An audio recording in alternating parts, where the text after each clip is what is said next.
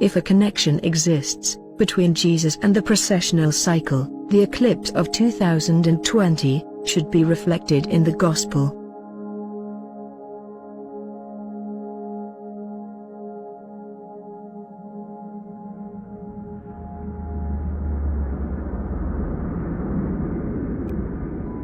NASA calculations show how the eclipse's darkest point appears in Africa, near the city of Bangui, crosses Africa and the Arabian Peninsula. Then it overcomes Asia, reaches Taiwan, and vanishes in the Pacific Ocean. This path crosses the sacred city of Lalibela, in Ethiopia.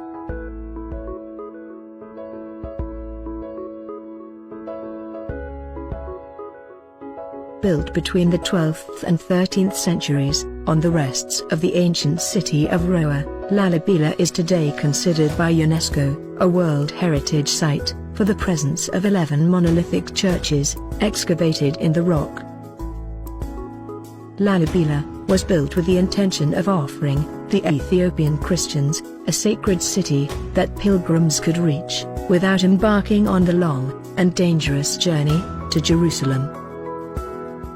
According to the legend, the construction work of the city, founded by the Ethiopian Emperor Gebre Meskel Lalibela, has been conducted with the support of the Templar Knights.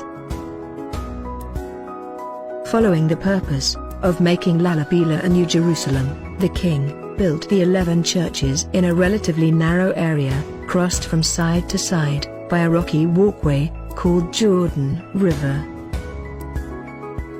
The NASA model highlights how the umbra center of the 2020 eclipse will cross Lalibela, following exactly the Jordan path.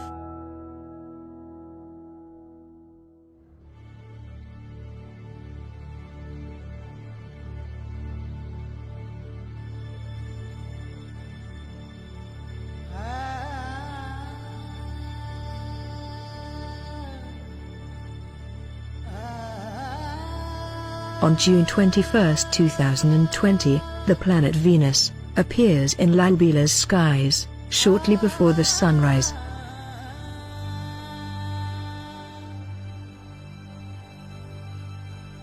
Around 5 a.m., the sun's bright disk appears at the horizon, coinciding exactly with invisible lines forming the sky cross.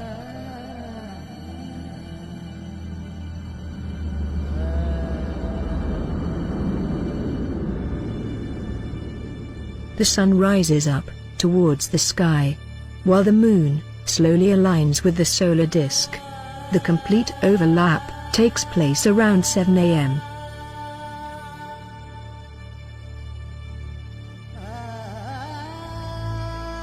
As the moon joins the sun, in alignment with the sky cross, the sky gets painted with a rose halo, and the solar crown surrounds the sun disk.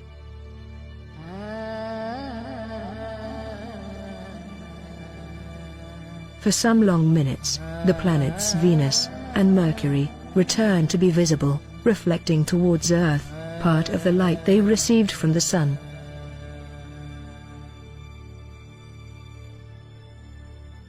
At 9 a.m., the eclipse ends, while the sun and the sky cross keep rising up through the sky, reaching the highest elevation point.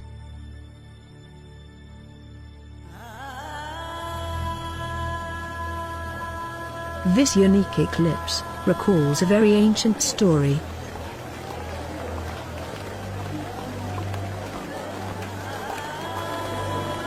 The story of a man who was called Light of the World.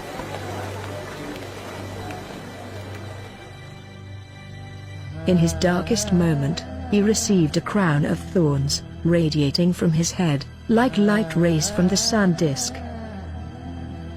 and a purple mantle, which, during the eclipse, reappears as the rose halo painting the sky. Condemned early in the morning, he was forced to carry on his cross until the top of a harsh and round mountain, so that his execution could take place by midday. The moon, in this great show, interprets Simon, the man who helped Jesus, carrying his cross for a while. Probably, his figure recalls Eratosthenes of Cyrene, his fellow citizen. The names of his two sons, Alexander and Rufus, refer to the cities where the scientist lived and studied celestial bodies: Alexandria, where he headed the famous library, and maybe Rhoa, the ancient name of Lalibela.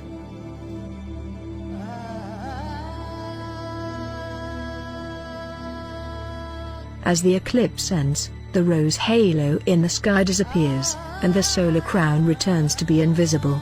The Gospel reports that the soldiers deprived Jesus of the purple mantle, and no longer mentions the crown of thorns.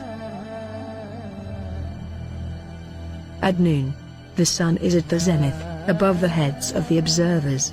The Gospel of Mark clarifies that Jesus was crucified on Mount Golgotha, and that in Hebrew, this name means place of the skull. In the absence of atmosphere, or if the sun was darkened, Venus and Mercury would appear on the right and on left of the sun, interpreting the two thieves. Being planets, they can't shine like stars.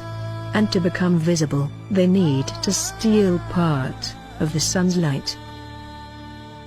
Christian iconography uses to represent 3 crosses on Mount Calvary, but for sure, this conclusion can't be gathered by the Gospel. 2 thieves were crucified with him, one on his right, and one on his left. It is not impossible to see, in Mark's statement, the 2 planets, bound to lay on the same cross, where the sun is located. None of the Gospels, moreover, describes the cross. No information is ever provided about its shape, size, weight or material. Though it may be surprising, the text of the Gospel might also describe the image of the sun disk, crucified to a couple of invisible lines, forming an angle of 62 degrees. In the famous picture, called